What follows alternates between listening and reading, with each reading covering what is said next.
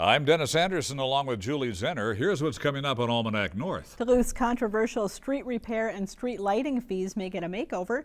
Duluth City Councilors join us tonight with thoughts on how to pay for these essential items. St. Luke's Hospital is building a new surgery center. It says it'll be one of the best in the country.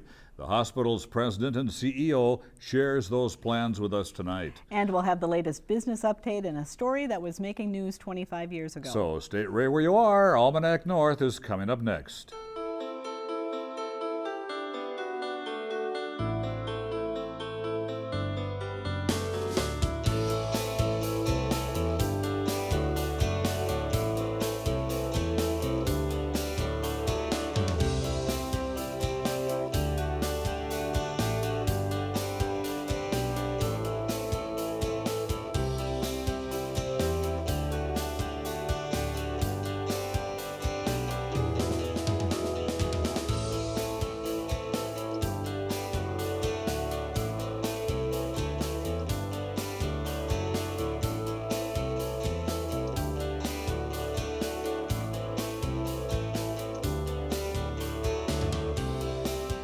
Hello and welcome to Almanac North. Thank you very much for watching. Julie, good to be back after last week off for the WDSC membership drive. Yes, and it was a very successful one, so thank you to everyone who called. We really do appreciate it. Isn't that the truth? All right, we've got some great topics on tap, so let's get started. All right. Thank you, Denny, and welcome everyone. What's the best way to pay for needed street repairs and improvements in Duluth? The City Council this week considered making changes to the present street maintenance fee, which currently costs $5 per month. Some councilors want to see the fee eliminated, while others have proposed changes to the fee to make it fairer for all. Well, joining us with more on the issue is Duluth City Councilor Filipovich, who chairs the Council's Public Works Committee, and Howie Hanson is a councilor representing Duluth's 4th Council District. And thanks to both of you for being here. Well, thank you for having us. Now, Councilor, you've raised some amendments to change the street fees and the lighting fees. Can you talk about that a little bit? Sure. Well, I guess to make it simple, I'll talk about the street fees first, because they're very similar names and actually very similar amounts, and it's very easy to get confused on them. But so back in June, and Howie chime in whenever, but back in June, Council wanted to create some street revenue for street funding, and at that time we thought that a fee was the best way to do that, and there was a tiered system kind of proposed by administration and the street task force that was created a number of years ago. And the fee came out of that process and back in June. And now there was a proposal to raise that, and then we wanted, Councilor Cypress and I wanted to keep that the same for various reasons that I'm sure we'll talk about a little bit later.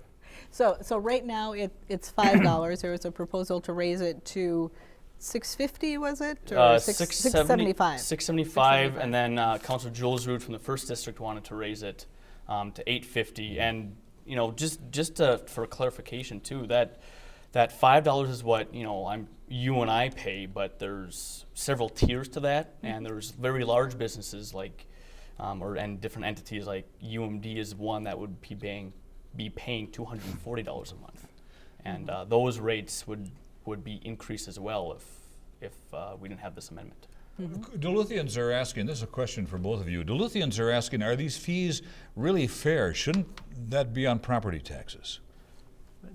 Well, I think they should be, and I think that that's how a lot of cities pay for street improvement. Obviously there can be and maybe probably should be a lot of different revenue sources.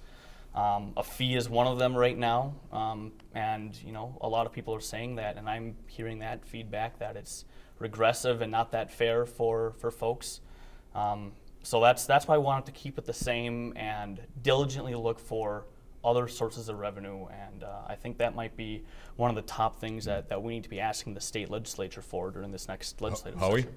Well, I think nobody likes increasing fees, and the city's in a really unique situation here because we lost our primary revenue source for fixing our streets, and that was the casino revenue, the $6 million per year that's in dispute and litigation, and so we really don't have the money in, in the general fund. And we've got to find a solution to get these streets fixed. I mean, right now we're just doing general maintenance, So, you know, I applaud the administration and the task force of my colleagues that have been out there trying to find a solution to this. And the real issue here is that how do we reinvent government? Because government doesn't make widgets and sell widgets. I mean, they tax and fee people, and the people have said that's enough. And it's a tough situation. It's the big white elephant sitting on our. I think it begs the question, though.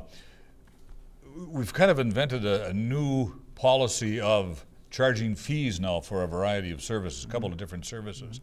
Is that the way of the future? Do you see that other things the city is going to need for whatever the cause might be? Let's tack another fee someplace? Well, I mean, I think we're starting to have that discussion now, right? And just going briefly into the streetlight fee, you know, the streetlight fee was created a number of years ago to upgrade our street lighting system to LED lights, save us energy and be more environmentally friendly and all that sort of thing. And then the financial crisis happened, and the money had to go into maintenance and general maintenance costs. But now we have a plan to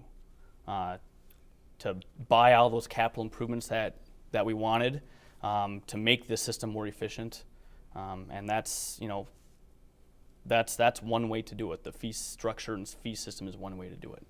There are other ways as well. And there is a proposal to start phasing that out, correct? That would be that second proposal that we're talking about. Correct, yeah. Again, myself and Councilor Cypress from the 2nd District created a 5-year phase-out plan, and back in June, Council wanted to know how we would replace that revenue, because the city doesn't just have a pot of money sitting somewhere. We do need to replace that revenue in order to, 1, pay for the electricity, and 2, upgrade those capital improvements for the LED lights. And our plan is revenue neutral for the throughout the years, and then by the time we get to year 5 in 2020, the total amount that people will pay will be less by about $400,000 or so, according to city staff. Is it unusual for a community like Duluth to be charging a fee for something that most people would consider just a basic city service like street lighting? I mean, it strikes me as odd, you know, or it did certainly at the time that it was implemented, but are other communities doing that? Well, they are, and you know, there's certainly some pushback, you know, and the question is, do you add additional fees, or do you just bump up the tax rates and stuff like that? And here's kind of the issue, and you know, and I look at this from as a career journalist and as a small businessman, and you know, as a not an elected, I'm elected now, but I've never, you know, I'm a new councilor. So I look at it a little bit differently. I look at it from the perspective of, you know, where Duluth is at overall, you know, and looking specifically at what the Mayor Don Ness has done, you know, and under his leadership, you know, you know, we had 2 white elephants really sitting on the chests of Duluth, and number 1 was the retiree health care. And to Don Ness's credit, I mean, he really went to work at that, and he did a great job. Actually, 3 items. Secondly, we had enormous financial problems when he took office 7 years ago. We had no money basically in the reserve fund. We had lost, you know, the casino monies and stuff like that. We had a lot of problems, and the means by which we were able to get ourselves from really, I believe, not suffering municipal bankruptcy, and that's not too strong a comment that we were facing that type of solutions. We did it through feeing. I think right now the big white elephant and where we're trying to get to is to get to the infrastructure. Now that the Ness administration has really done a good job stabilizing our city finances and stuff like that, now we're trying to figure out, again, without the casino monies, how to get to the streets. The mayor says he wants a 2.2% increase in property taxes. Dave Montgomery says it's not needed anything beyond that, I believe. Was the city council going to push for something beyond 2.2%? Well, actually, we already had some amendments last Monday. We'll be voting to finalize the budget this coming Monday.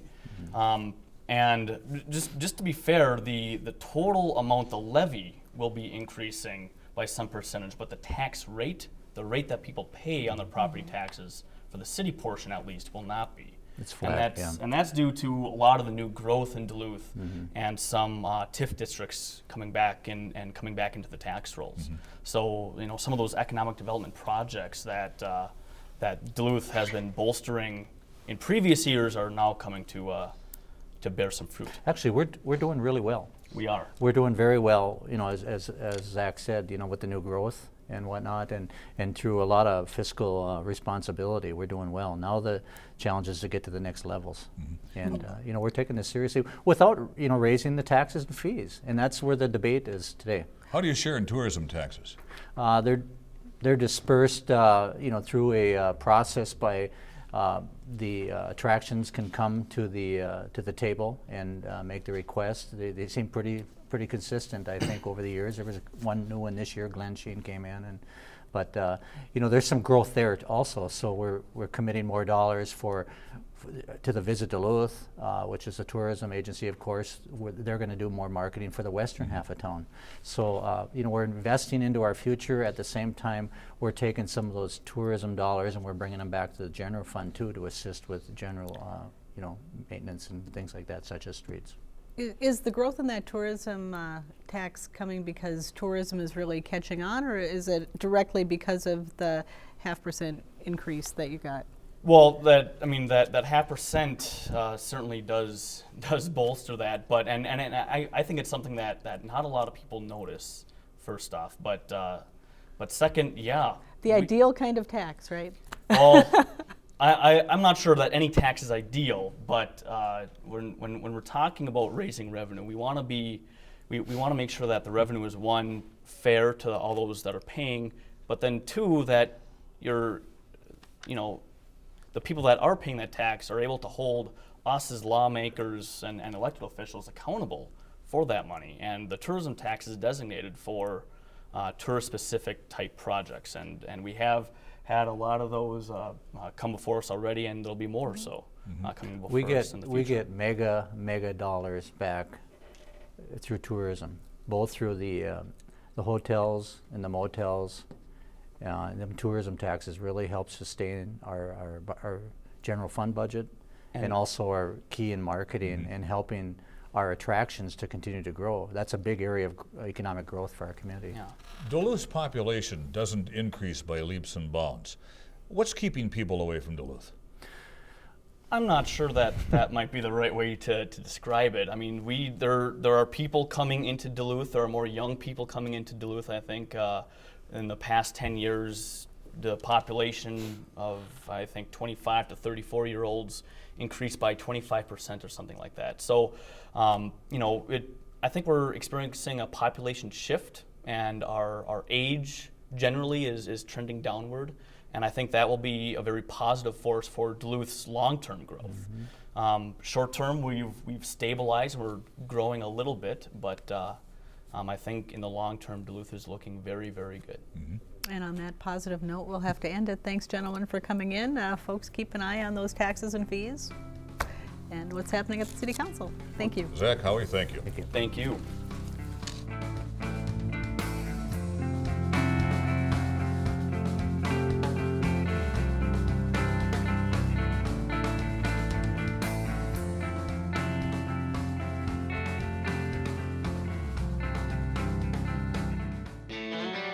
Now, let's dig into our news file archive for a look at what was making news 25 years ago this week. Dawn broke on what looked like a picture-perfect morning in Duluth. Puffs of lazy smoke drifting from chimneys, the aerial bridge cushioned in steam. A moment of freeze, or shall we say deep freeze. Brutal sub-zero temperatures had Duluth walkers running and many would-be drivers standing still.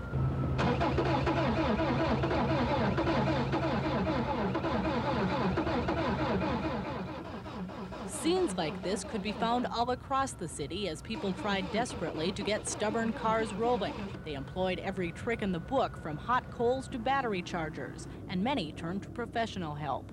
Our station's got two records going, and we're 4 hours behind. How long did you try to start your car this morning before you finally gave up and called a wrecker? About a couple hours. A couple hours. I couldn't get it started by a normal car. Others found good Samaritans with willing hands and handy jumper cables. I called AAA and they said it was going to be 2.5 to 3 hour wait before I could get anybody out here to help me, and this gentleman here was kind enough to offer his help, so we're hoping that this is going to do the trick.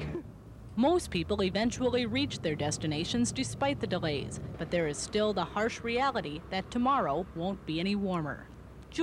Most people eventually reach their destinations despite the delays, but there is still the harsh reality that tomorrow won't be any warmer. Julie Zenner, KDLH News.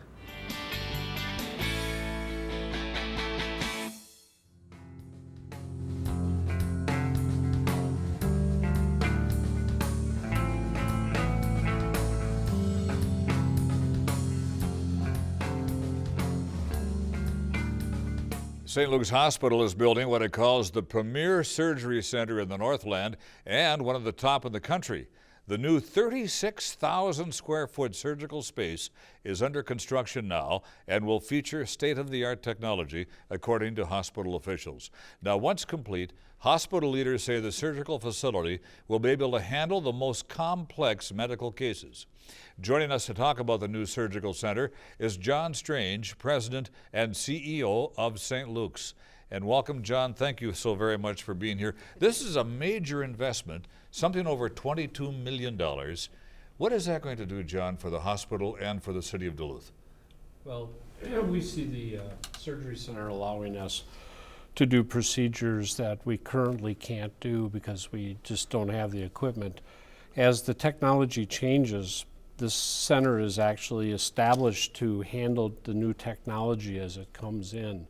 It gives us an incredible base, and then it allows us to expand as the technology changes and expands. And things are moving very quickly in our industry, and we have extremely highly trained physicians and nursing staff that are there to take care of the patients. They need the equipment now, and this is the step where we give them, the equipment comes in, they're able to do their procedures, and it's tremendous for the patients.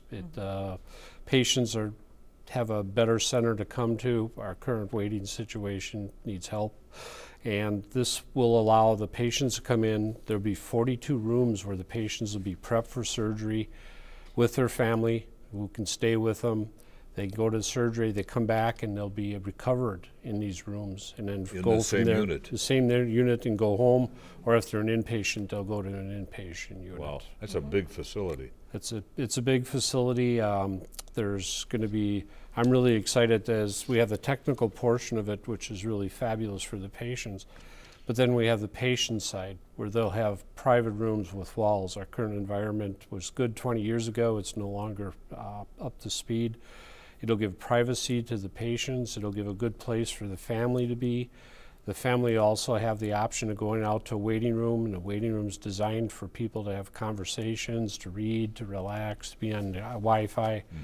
And we'll also have on the third floor, we'll have a coffee shop. So they'll be able to go down to the coffee shop, get sandwiches to go, and make it a more pleasant environment for the patient and their family. Let's talk about some of the new technologies that this will include, and maybe how technology has changed the surgical experience over the last 10 years. Well, the surgery experience is changing dramatically. Dr. Eganton talked about the fact today that when he came to Duluth 10 years ago, he used a scalpel, he used tools. Now they're using catheters. They're threading catheters through vessels and veins. It's interesting to watch too, as you see the vascular surgeon working with the interventional radiologist, with the interventional cardiologist, and sometimes the three of them come together to work on patients. It's bringing a tremendous level of skill. And the hybrid room is actually a full, basically a radiographic room, but it's also an OR, so it's a sterile environment with all the radiographic equipment. The equipment for a hybrid room is about $2.9 million before you put an instrument in a room. The rooms are 1,200 square feet, which that's big. The average house was 1,500 square feet not that long ago. Our staff went to Kansas City, they went to the Cleveland Clinic. They saw the new rooms that the Cleveland Clinic is building, and we basically have copied a lot of that. And we had the opportunity when we were there to ask them what didn't work. So part of this is the first room will be equipped, the second room will wait. We're going to learn on the first room and then bring the equipment in for the second room to make it even a better experience. John, how is robotics playing a role in modern day surgery?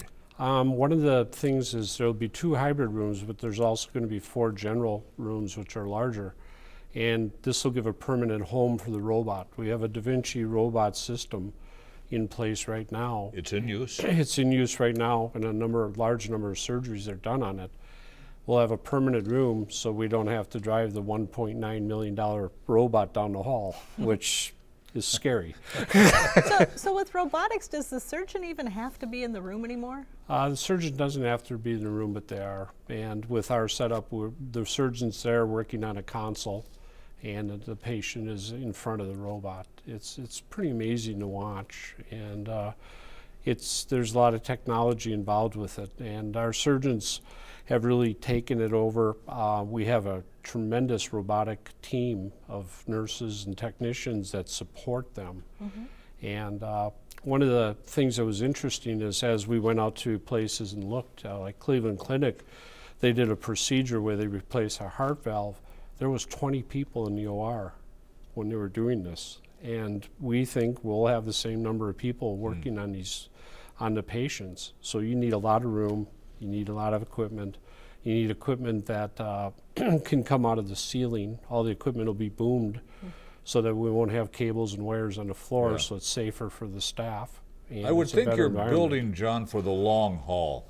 Can you talk a little bit about maybe how surgery will continue to evolve, say, in the next 50 years?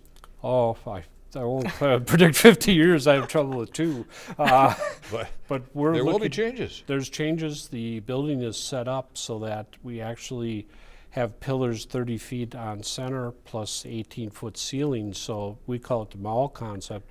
We can actually go in, take that section out, rebuild it.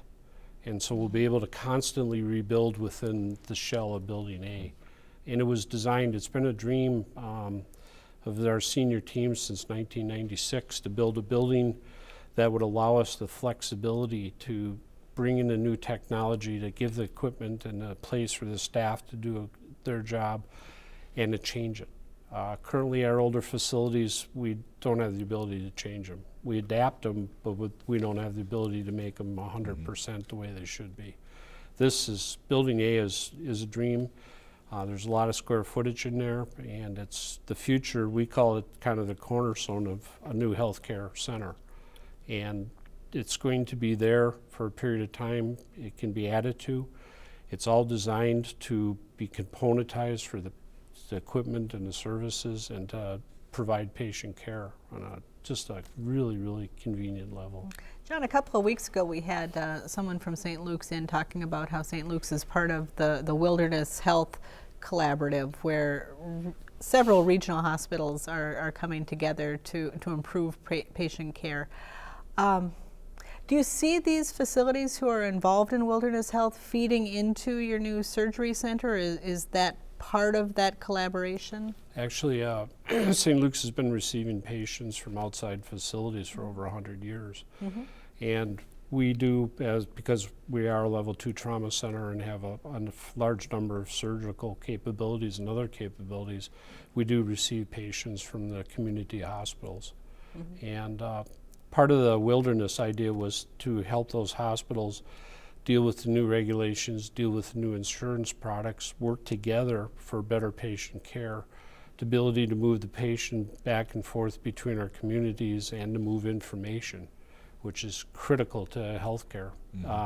Being able to move the information allows us to reduce the cost. We avoid the duplicate test.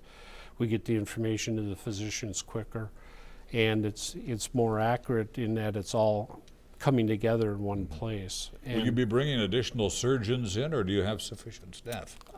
Actually, St. Luke's is recruiting for 46 physicians right now. Really?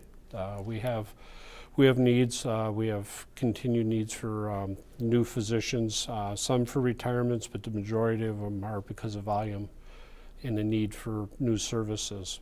And we're constantly looking at how we can round out St. Luke's services to be a complete healthcare facility, and we're really close. John Strange, CEO from St. Luke's Hospital. Thank you so very much. Thank you. Thank you. Thank you. Thanks.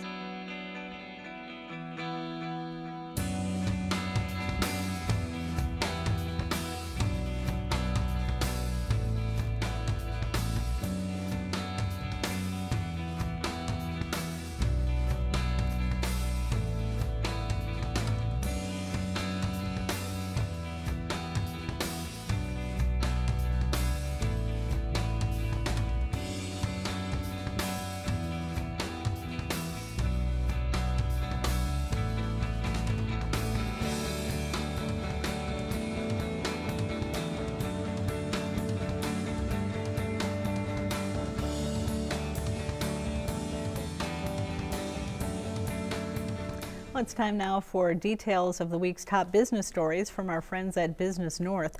Lake Connections, a fiber optic cable project in Lake County, has been provisionally awarded nearly $3.5 million from the Connect America Fund. Also, Lake County was notified by the Rural Utility Services that all previous funding for the project will be reinstated. Money for the project had been on hold since October pending development of an alternate plan. Lake County and Lake Connections officials say construction activities will resume immediately, with completion expected by the September 2015 deadline. Duluth-based Park State Bank has agreed to be acquired by Park Financial Group of Minneapolis, where Park State also has a branch. Dale Lewis, who has led Park State since 1985, will remain president, but no longer will be the majority shareholder. Terms of the purchase, which is subject to approval by regulators, were not disclosed, nor were the identities of the individual buyers. The acquisition will infuse capital into the bank, which has assets of $33.5 million. Lewis predicted assets could triple once the transaction moves forward, allowing the institution to serve more customers. After a particularly problematic weekend dust-up, magnetation executives came to the Taconite City Council meeting Monday to address local concerns. A magnetation official said the unusually bad dust problem was unacceptable to the company, and they would do everything possible to work with those affected. Local residents reported the mining dust was bad enough to reduce road visibility and coated homes and other outdoor belongings with red iron residue. Company execs said magnetation is using a number of dust reduction tools and methods to tackle the problem. For more on these and other stories, visit businessnorth.com. So if you have a comment about our show, now's the time to call. Dial 218-788-2849 to leave a message, or send an email to Almanac North at WDSE.org. You can also go to the WDSE website for updates on your favorite shows, public television-related events, and news about the station. Well, Julie, less than 2 weeks away now. Christmas knocking on our door. You all ready? No, my house is actually a construction zone right now, and I'm a little Grinch-like. I will give you, when off the air, I'll give you the list of things I need. Okay, for Julie and all of us at Almanac North, I'm Dennis Anderson. Have a great weekend. Good night, everybody, and be kind.